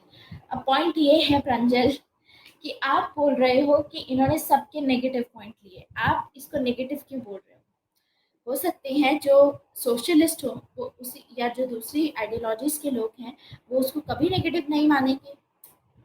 इन्होंने सेलेक्टिव पॉइंट्स लिए। सिर्फ ये मत लिखो कि नेगेटिव, नेगेटिव कभी मत लिखना। नेगेटिव तो ये डिपेंड करता है कि सामने वाला उसको कैसे ले रहा है। आप लोग उसको पता है नेगेटिव क्यों बोल रहे हो आज का टाइम पे? क्योंकि आप लोगों की जो स्कूलिंग है, हमारी जो स्कूलिंग है, इनफैक्ट जो स्कूल में हमें पढ़ाया गया है शुरू से, हमारी सब कॉन्शियस में कहीं ना कहीं हम लिबरलिज्म की आइडियोलॉजी के साथ में ज़्यादा रिलेट करते हैं। डोंट यू एग्री और नॉट? हम लोग लिबरलिज्म के साथ में ज़्यादा करते हैं रिलेट, इसीलिए हमको ऐसा लगता है कि सारी आइडियोलॉजीज के नेगेटिव पॉइंट लेंगे, जबकि नेगेटिव ऐसा कुछ नहीं है। This is how we interpret it. लेकिन अगर सोशलिस्ट के पर्सपेक्टिव से देखोगे, जो लोग सोशलिस्ट है, समाजवादी हैं, जो समाज पे ज़्यादा फोकस करते हैं, उनका कहना है कि फासिज्म कुछ नहीं, बस कैपिटलिज्म की है एडवांस स्टेज है। फासिज्म इज एक्सट्रीम फॉर्म और एडवांस स्टेज में है। ये एक्सट्रीम फॉर्म ऑफ कैपिटलिज्म। कैसे? How it is an extreme form of capitalism? खुद सोचिए। देखो, ऐसा होता है कि मान लीजिए बुर्जुआजी क्लास है, माइनॉरिटी में है, ठीक है। बुर्जुआजी क्लास सारा चीज संभाल रही थी, सारा चीजें इनके हाथ में थी, स्टेट इनके लिए काम करता था। अब जो वर्किंग क्लास है, वर्किंग क्लास को कॉन्शियसनेस आई, तो वर्किंग क्लास मेजॉरिटी में है, ठीक है। तो मेजॉरिटी लोगों को कॉन्शियसनेस आएगी कि हमारा तो शोषण किया जा रहा है, that they are exploiting us, हमारा एक्सप्लॉइटेशन हो रहा है। So when this they get this consciousness, तो ये लोग रिवोल्ट करेंगे, रेवोल्यूशन लेकर के आएंगे, ठीक है। और सारे लैंड और सब कैपिटल होगा अपने हाथ में रखेंगे, ठीक है, अपने पास ले आएंगे। अब बारी आती है माइनॉरिटी की। ऐसा तो है नहीं कि आपने इनसे इनकी जमीनें छीन ली और वो सब छीन लिया तो अब मतलब ये लोग कभी रिवोल्ट बैक नहीं करेंगे। ये लोग वापस से कुछ ना कुछ षड्यंत्र जरूर लगाएंगे, कोई ना कोई ट्रिक लगा करके वापस लेने की कोशिश करेंगे लैंड, क्योंकि चुप तो बैठेंगे नहीं। और या फिर जब इनको पता चलेगा कि ऐसा कुछ हो रहा है कि लोग हमारे अगेंस्ट में रिवोल्ट कर रहे हैं, तो उस सिचुएशन में ये लोग अपने हाथ में ले लेंगे सारा कंट्रोल। ये डिक्टेटर की तरह एक्ट कर सकते हैं, समझे आप? क्योंकि स्टेट तो इन्हीं के साथ होगा। एग्जाम्पल दे सकते हैं आप कोई आज के टाइम पे इसका example? Any example that you can think of? Reliance state के पर्सपेक्टिव से मैं बता रही हूँ। एनी अदर एग्जाम्पल, बहुत प्रोमिनेंट एग्जाम्पल दीजिए। इजी है काफी, इट्स जस्ट कि सामने पड़ा है, शायद आपको समझ में नहीं आ रहा होगा। यूएसए, यूएसए ऐसा कर रहा है क्या? चलो ठीक है, यूएसए, व्हाट एल्स? तो मतलब आपके अकॉर्डिंग यूएसए आज के टाइम पे फास्टेस्ट टेंडेंसीज दिखा रहा है। चाइना, अच्छा आपको लगता है कि चाइना में जो बुर्जुआजी क्लास थी वो फास्टेस्ट टेंडेंसीज दिखा रही हैं? क्वेश्चन को दोबारा समझिए। माइनॉरिटी के पास में यानी बुर्जुआजी क्लास के पास में लैंड थी, ये लोग एक्सप्लॉइट कर रहे थे। वर्किंग क्लास अब लड़ने आई है इनके साथ में, ये हमको हमारा हक दो, आप हमको एक्सप्लॉइट करते हो, हमको आपके पास रखना ही नहीं है सारा पावर, हमको आपको लैंड दो, हमारे को सारी दो, सभी के बीच में इक्वल बंटवारा होगा। तो ये लोग अपने हाथ में कंट्रोल लेंगे। ये क्यों जाने देने लगे अपने हाथ से पावर? नहीं जाने देंगे। एग्जाम्पल देती हूँ इसका, सीरिया में एग्जाम्पल है। सीरिया में जो बुर्जुआजी क्लास में आएंगे बशर अल असद, माइनॉरिटी है। बशर अल असद जो प्रेसिडेंट है सीरिया के, ये माइनॉरिटी में जाएंगे। और जो लोग थे ये रिवोल्ट कर रहे थे कि मेजॉरिटी रिवोल्ट कर रही थी कि हमको हमारा रिप्रेजेंटेशन चाहिए, क्योंकि वो लोग सुन्नी थे। बशर अल असद शिया हैं, माइनॉरिटी से बिलोंग करते हैं और रूल कर रहे हैं इनके ऊपर। तो उस टाइम पे जब रिवोल्ट हुआ तो रशिया के साथ में मिल करके इन्होंने, अभी तक भी आप देखोगे कि मिडिल ईस्ट में क्राइसिस बना हुआ है, स्पेशली सीरिया में अभी सिविल वॉर चल रही है। इसका पूरा रीजन इस पे जाता है कि जो फासिस्ट होते हैं, मतलब कैपिटलिज्म था पहले, तो ऐसा नहीं है कि पहले कुछ अच्छा नहीं कर रहे थे, इन्होंने काफी रिफॉर्म्स लाने की कोशिश की, लेकिन ला नहीं पाएंगे, क्योंकि 2010 तक फिर क्या हुआ कि अरब स्प्रिंग रेवोल्यूशन आया। तो जब अरब स्प्रिंग का रेवोल्यूशन आया, उसके चलते आगे क्या होगा, अरब स्प्रिंग के रेवोल्यूशन के चलते लोग रिवोल्ट करेंगे और लोग इनसे बोलेंगे कि आप अपनी पोजीशन से हटिए, यहाँ पर डेमोक्रेसी आएगी। तो कोई भी कैपिटलिस्ट क्लास का जो भी रहेगा, बुर्जुआजी क्लास का, जिसके हाथ में पावर है, जिसके हाथ में लैंड है, वो कभी अपने इन पावर को नहीं जाने देगा। That is what has happened in Syria. तो ये फासिज्म में एक डिबेट होती है जिसमें सोशलिस्ट का ये कहना है कि फासिज्म कुछ नहीं है, जबकि वो एक्सट्रीम फॉर्म ऑफ कैपिटलिज्म है। That is the extreme form of capitalism. Capitalism का ही आगे फर्दर स्टेज है, जब इनको लगता है कि अब हमारे फायदे में नहीं हो रहा है तो वो फिर और शिकंजा अपना कस लेंगे। That is fascism. समझ में आया? Any doubt? तो ये पूरा इसमें आइडिया है। तो कुछ ऐसे स्कॉलर्स हैं जैसे कार्ल पॉपर हो गए, हैना एरेंट हो गई, ये सभी फासिज्म को, कम्युनिज्म को एक तरीके से टोटलिटेरियनिज्म की कैटेगरी में डालते हैं। जैसे लस्की हो गए, लस्की ये बोलते हैं कि fascism is the last attempt. जो भी बुर्जुआजी क्लास होती है जो एक्सप्लॉयटेशन कर रही होती है, उसकी लास्ट अटेम्प्ट में वो फासिज्म फॉलो करता है, क्योंकि वो चाहते हैं कि हमारे हाथ में कंट्रोल रहे। तो अपना पूरा जोर लगाएंगे वो अपने हाथ में रखने के लिए सारे फोर्सेस ऑफ प्रोडक्शन को। तो लस्की का कहना है दैट फासिज्म लास्ट अटेम्प्ट होती है कैपिटलिस्ट क्लास की अपने आप को बचाने के लिए इस रेवोल्यूशन से जो वर्किंग क्लास लेकर के आएगी। इसीलिए लस्की क्या बोलते हैं फासिज्म के बारे में? लस्की का कहना है कि fascism is nothing but counter revolution. ये काउंटर रेवोल्यूशन है। देखो, एक होती है रेवोल्यूशन जो वर्किंग क्लास लेके आने की कोशिश करेंगे, लेकिन फासिज्म, कैपिटलिज्म अब अपना नेचर चेंज कर लेगा और फासिज्म में कन्वर्ट हो जाएगा ताकि वो उस रेवोल्यूशन को रोक सके। ऐसे तो है नहीं कि वर्किंग क्लास लड़ने आएगी और फासिज्म जो बुर्जुआजी क्लास है वो अपनी सारी लैंड और रिसोर्सेज दे देंगे बिना फाइट किए। इनका भी काउंटर रेवोल्यूशन होगा। तो लस्की का कहना है that fascism is a counter revolution. ये वो जो रेवोल्यूशन वर्किंग क्लास कर रही है उसके खिलाफ रेवोल्यूशन है फासिज्म। ये कोशिश कर रही है एलीट क्लास की अपने इंटरेस्ट को, कैपिटलिज्म को प्रोटेक्ट कर पाए। इसीलिए हम देखेंगे कि जो फासिस्ट होते हैं, जितने भी मेजर कम्युनिस्ट लीडर्स होते हैं या सोशलिस्ट लीडर्स होते हैं, उनको जेल में बंद कर देते हैं। जैसे मुसोलिनी ने किया था ग्रामशी के साथ। कम्युनिस्ट लीडर थे ग्रामशी, रेवोल्यूशन लाना चाहते थे इटली में, और हम देखेंगे कि उनको जेल में बंद किया जाएगा। जो प्रिजन नोटबुक हमने की थी कवर, प्रिजन नोटबुक ग्रामशी की, उन्होंने जेल में रह करके लिखी थी। जानना चाहते थे कि क्यों रेवोल्यूशन नहीं आया? ये रीजन है, क्योंकि फासिज्म इन पे काउंटर रेवोल्यूशन चला करके इनको जेल में बंद कर देंगे और कोशिश करेंगे कि रेवोल्यूशन ना आ पाए।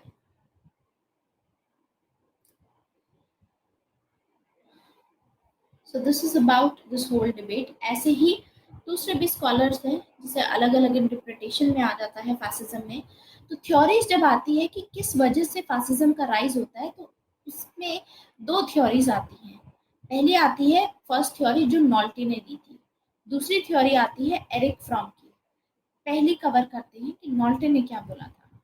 नॉल्टे का कहना था कि fascism is a product of circumstances, ये सिचुएशंस ऐसी हो जाती हैं उसकी वजह से फासिज्म आता है।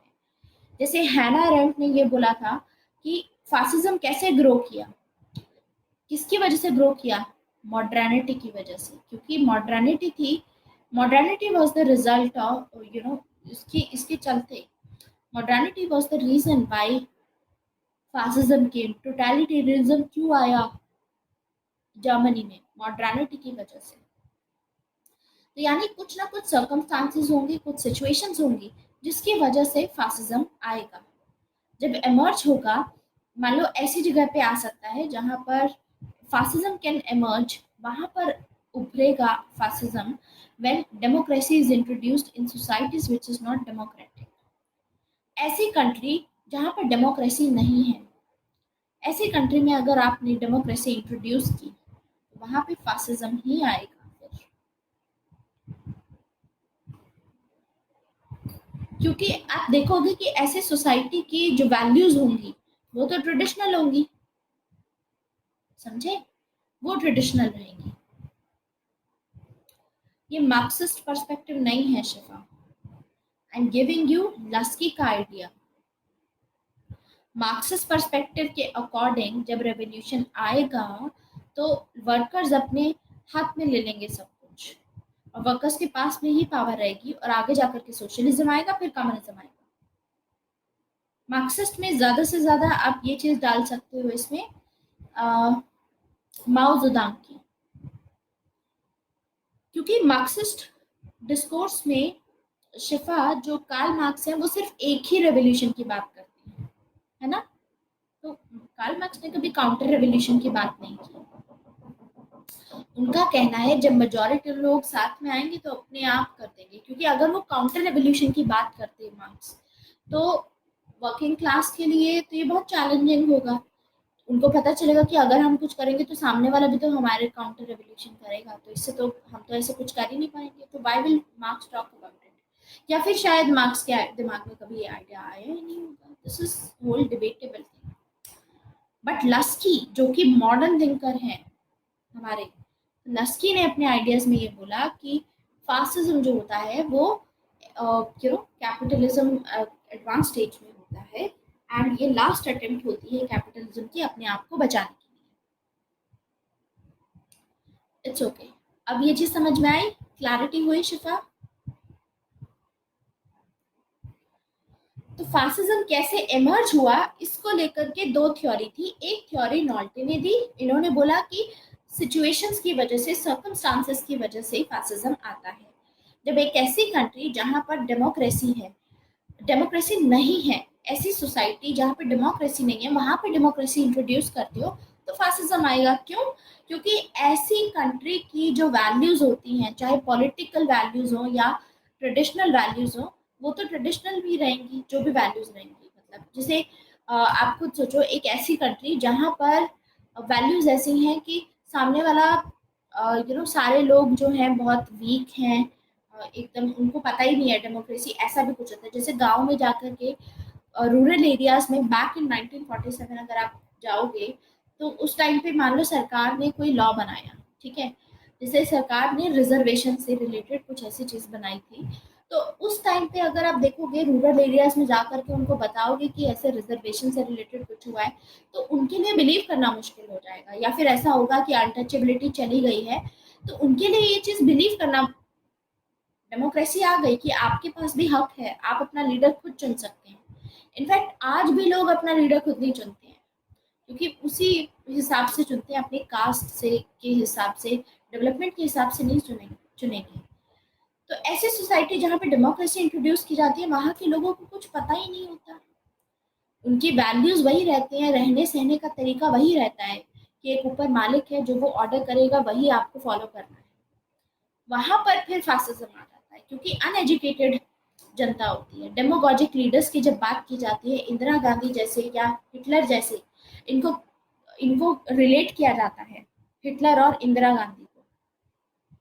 In fact you should also know this thing that Indira Gandhi ने, वैसे भी आपको पता है कॉन्स्टिट्यूशन में कितने चेंजेस लेकर के आई थी, डेमोगोजिक लीडर थी, क्योंकि ऐसी कंट्री जहाँ पर लोग एजुकेटेड नहीं हैं, मासेस को फूल किया गया, उनको सपने दिखाए गए और कि आपकी भलाई में काम किया जा रहा है, तो उनको लगा कि गरीबी हटेगी और ये सब चीज़ें होंगी, तो मासेस को फूल करके पावर में तो आ गई, उसके बाद तानाशाही चलाने लग गई।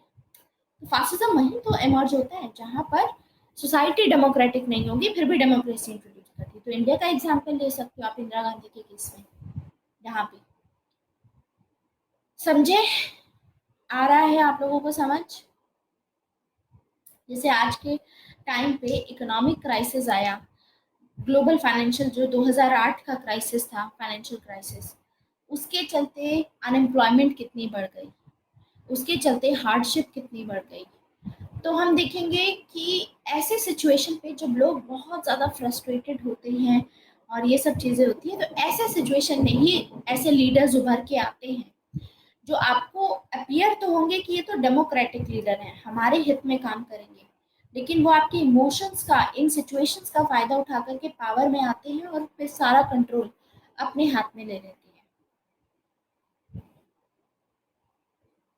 तो ये सभी बातें इन्होंने की यहाँ पर। और एक और आइडिया था, देखो वॉर ये लोग करते हैं, फासिज्म में वॉर को ग्लोरीफाई किया जाता है कि वॉर करनी चाहिए, ठीक है। तो वॉर के चलते मिलिट्रिस्टिक नेशनलिज्म आता है, मिलिट्रिस्टिक, मिलिट्री की वैल्यू बहुत इंपॉर्टेंट हो जाती है, उसकी रिस्पेक्ट आप करने लग जाते हो, ठीक है। तो फर्स्ट वर्ल्ड वॉर में एक तो जर्मनी में मिलिट्रिस्टिक वैल्यू भी जनरेट की गई थी, साथ ही साथ जितनी भी फ्रस्ट्रेशन थी अपनी कंट्री को लेकर के, रेवेंज की जो उनकी फीलिंग थी, वो सारी यहाँ पे निकाली गई। तो सर्कमस्टांसेस पे बेस्ड है, यानी नॉल्टी का कहना है सर्कमस्टांसेस ऐसे थे जर्मनी के साथ में कि हम देखेंगे तभी वहां पर इस हिसाब से फासिज्म आएगा, क्योंकि हिटलर कैसे पावर में आए थे, हिटलर को इलेक्ट किया गया था, जैसे इंदिरा गांधी को हम बोलते हैं वैसे ही हिटलर को भी इलेक्ट किया गया था, बाद में हिटलर ने अपने हाथ में ले ली थी पूरी सत्ता, तानाशाही आ गई थी बाद में। आया समझ। सो ये नॉल्टी की पहली थ्योरी है कि फासिज्म कैसे आएगा, कैसे आता है, कैसे राइज होता है, तब होता है सर्कमस्टांसेस पे डिपेंड करता है।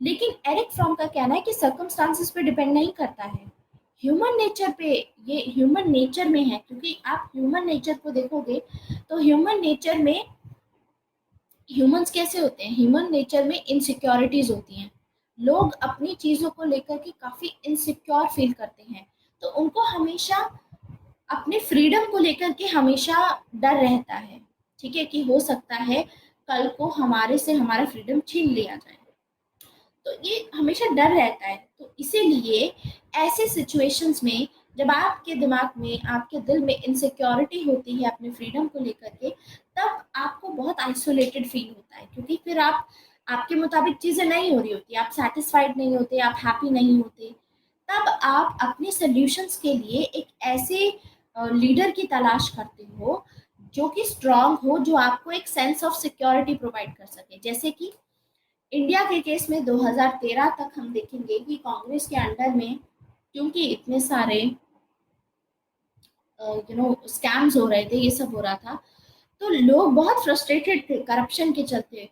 तो हम लोग एक ऐसे लीडर की तलाश कर रहे थे, जो कोई लीडर आए जो कि स्ट्रांग हो, एक स्ट्रांग पर्सनालिटी हो, ताकि हमारी कंट्री में कुछ फायदा हो सके करप्शन के ऊपर। जैसे मोदी आए, मोदी ने उस टाइम पे ये बोला था कि सबके अकाउंट में 15-15 लाख रुपए आएंगे। टू बी वेरी ऑनेस्ट बहुत अनरियलिस्टिक था, लेकिन इस चीज पे, ये चीज बोल करके काफी चीजें, काफी बातें बोली गई, तो यानी मासेस को वो करने की कोशिश की गई, मासेस को फूल करने की कोशिश की गई, ठीक है। तो उसको ऐसे भी एसोसिएट कर सकते हो कि कभी भी ऐसा होता है, तो क्योंकि देखो पॉलिटिकल लीडर्स चाहे किसी भी पार्टी के हो, चाहे मोदी की पार्टी के हो या कांग्रेस की हो या कोई थर्ड पार्टी हो या कोई चौथी पार्टी हो, या हो सकता है कि कल को हम लोग ही अपनी पार्टी बनाए। पॉइंट इज कि जब भी पॉलिटिक्स आती है, politics is a very dirty game, तो उस हिसाब से जो लोग होंगे पावर में आने के लिए वो कुछ ना कुछ करेंगे ही, सिक्योरिटी आपको प्रोवाइड करनी होती है, सेंस ऑफ सिक्योरिटी सामने वाले को। तो जो ऐसे लीडर्स उभर के आते हैं जो बहुत कैरिज्मेटिक होते हैं ऐसे केसेस में, जिनकी पर्सनालिटी बहुत ही ज़्यादा अच्छी होती है, स्ट्रांग पर्सनालिटी होती है, तो ये ह्यूमन नेचर का फायदा उठाते हैं, क्योंकि ह्यूमन नेचर इनसिक्योर होते हैं, उनका फायदा उठा करके पावर में आते हैं, और तब ये फियर का फायदा उठा करके, डर का फायदा उठा करके पावर में आएंगे। इसीलिए मासेस इनको सपोर्ट करेंगे, सभी लोग इनको सपोर्ट करेंगे, ये बोला जाता है इसमें। ठीक है, तो दो थ्योरीज थी। इनकी अपनी थ्योरी थी नॉल्टे की कि वो सिचुएशन पे डिपेंड करता है, इनकी थी कि नहीं, सिचुएशन पे डिपेंड नहीं करता, ह्यूमंस पे डिपेंड करता है। ह्यूमंस की इनसिक्योरिटी होती है, उनकी इनसिक्योरिटी की वजह से उनको ऐसा लगता है कि ये वाला लीडर हमारे लिए कुछ करेगा, इसका स्ट्रॉन्ग परसोना है, और इंदिरा गांधी हमारे गरीबी हटाएंगी, ऐसे ही मोदी सर के अकाउंट में 15 लाख लेकर के आएंगे, या कांग्रेस दोबारा आएगी तो गरीबों के लिए फायदा करेगी। पॉलिटिकल पार्टीज कभी इस तरीके से obviously it's a very debatable thing, तो यही चीजें बोली जाती है। तो 2008 के बाद से भी हम देखेंगे कि जितनी भी ग्रोथ हुई है आज के टाइम पे राइटिस्ट फोर्सेस की, नियो फासिस्ट की, क्योंकि 2008 के फाइनेंशियल क्राइसिस के बाद में बहुत सारे लोग थे जो ये बोले कि हम अपनी कंट्री में ये सब लेके आएंगे, कंट्री में ग्रोथ होगी, एम्प्लॉयमेंट आएगा, और ये सब चीजें आएंगी। तो वही तो हो रहा है इंडिया में भी आज के टाइम पे बीजेपी है, तो कहीं ना कहीं न्यू राइटिस्ट आइडियोलॉजी से भी ये रिलेट करती है, राइटिस्ट से भी इस तरीके से रिलेट करती है। मतलब कोई भी पार्टी होगी वो इसको अपनी तरफ लाने की कोशिश करेगी, अपने बेनिफिट के लिए इसको यूटिलाइज, ऐसे सिचुएशंस को यूज करने की कोशिश करेगी। तो ये हमने अभी फासिज्म का टॉपिक कंप्लीट किया है, इसी के साथ हमारा फासिज्म का टॉपिक कंप्लीट होता है। ठीक है, हमने आइडियोलॉजिकल बेसिस देखा, सारे फीचर्स देखे हमने फासिज्म के, एट द सेम टाइम हमने कौन कौन से कॉजेज होते हैं that is giving rise to fascism वो देखा। अब आप मुझे बताइए कि हमारा कभी डाउट क्लियरिंग सेशन है क्या? Are we having a doubt clearing session? When are we having it?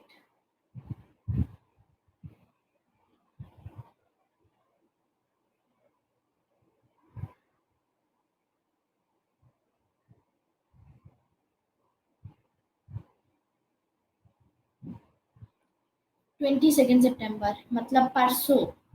आज 20 है, ठीक है, ओके। सो जो डाउट क्लियरिंग सेशन होगा उसमें मैं फेमिनिज्म कवर कर दूंगी।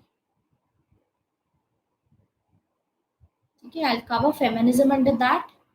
और एक चीज मुझे याद दिलाना कि फेमिनिज्म थॉमस हॉब्स से रिलेटेड मैंने आपको क्रिटिसिज्म लिखवाना था एडिशनल, वो लिखवाऊंगी। और हमारा पावर भी हमको कवर करना है, ये कवर करेंगे, क्योंकि अभी फेमिनिज्म स्टार्ट किया तो अगले 12 मिनट में कंप्लीट नहीं हो पाएगा फेमिनिज्म। ठीक है, लेकिन थोड़ा आइडिया आपको दे देती हूँ फेमिनिज्म का। फेमिनिज्म का आइडिया देने से पहले, अच्छा ये रह गया एनालिसिस ऑफ फासिज्म। एनालिसिस थोड़ा सा देख लेते हैं, इसका एनालिसिस किया जाता है। एक है कार्ल मेनहेम, काफी इंपॉर्टेंट नेम है। एक है ऑर्टेगा गेस, इनका क्या है? ओके, एरिक फ्रॉम का फिर से एक्सप्लेन करें। ओके, देखो एरिक फ्रॉम देवेंद्र ये बोलते हैं दैट फासिज्म कैसे उभरता है, वो होता है ह्यूमन नेचर की वजह से, क्योंकि ह्यूमन नेचर में डर का वो होता है। आप अपने जो भी चीजें आपको काफी आपके दिल के करीब होती है, लाइक आपकी प्रॉपर्टी हो गई या कोई और चीजें हो गई, ठीक है, तो वो आपके लिए इनसिक्योरिटी रहती है, उसको लेकर के आपके दिमाग में जो भी चीजें आपको प्यारी होती हैं, राइट, तो आपको हमेशा डर बना रहता है, तो आपको एक सेंस ऑफ सिक्योरिटी चाहिए होती है।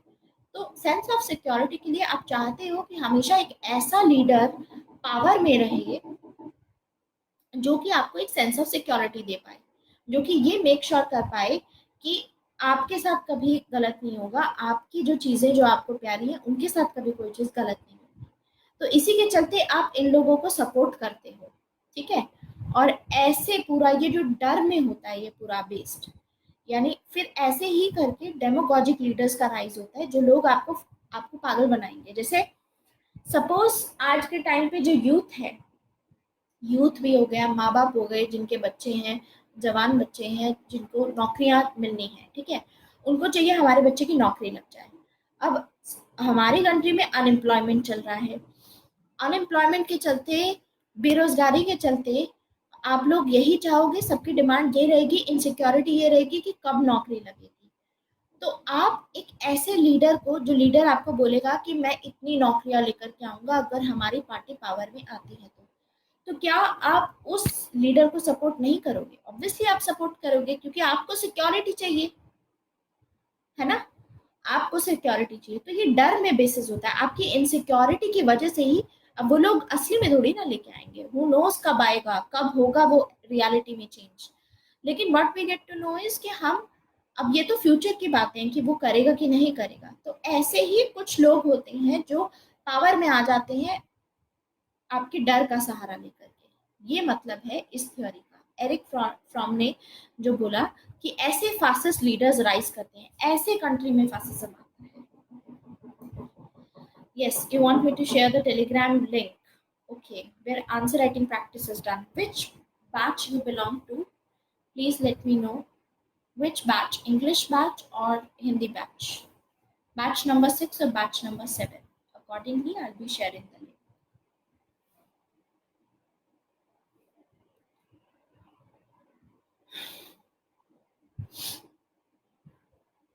Please tell me the batch number. Are you watching the sessions in English or in Hindi? Batch number 7. Okay. Wait then.